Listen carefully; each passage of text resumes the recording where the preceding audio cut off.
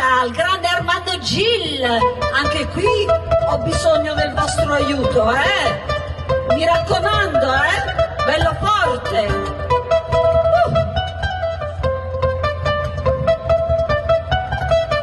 Seguite, vi racconto una storia. Sul tram di Posillipo, al tempo dell'estate, un fatto graziosissimo mi accadde un anno fa. Il tram era pienissimo, a miezza rintea fora, quando alla via Partenope sagliette una signora. Che bravi! E allora io dissi subito: signora, salga qua. Rispose lei: stia comodo, vedrà che ci si sta. Si stringano, per me c'è posto ancora. E quasi insino in drangata s'accomodai a signora. Ma penso brave. E allora dietro all'angolo mi strinse ancora un po', le rise, poi guardandomi le gambe accavalciò. I sospirai vedendola, tante una coscia fora, come sospirai Cesare, che coscerà signora.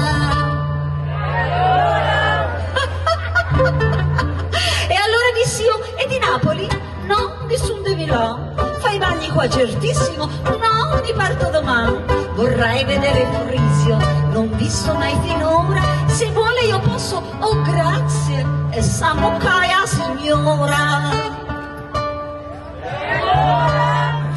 E allora poi ad un anno cadinto tra noi, a gente ci guardavano, dissi io: signor, scende. E mi pigliai in un taxi a 20 lire all'ora, e a Frisio ce ne jetto i solo che signora. E allora ditto taxi ma stava a pallanzà, ma lei con ingenua mi disse: oh, ciò non sta, andiamo prima a Frisio, mangiamo e di buon'ora.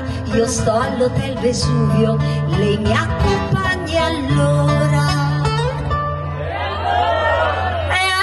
Feci subito di necessità virtù, ma a Frisio ci mangiaimo 200 lire in più. Tornando, immaginatevi, stavo con l'occhio fora, finché all'Hotel Vesuvio scendette la signora. E qui viene il graziosissimo Cayenne Petrassi. A tutti presentavami, presento mio marito, ma aveva pigliato proprio nuca pure fora, e dietami in ta camera e s'assentai a signora.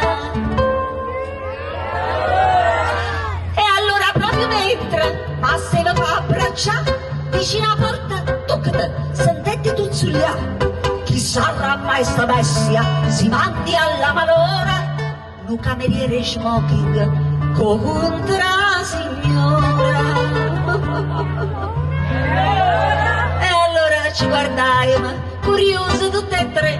Lei prese il conto e pagalo 2.083. Con una pensata spirito dissi io: mo non è ora. E il cameriere pratico: pardon signor, signora.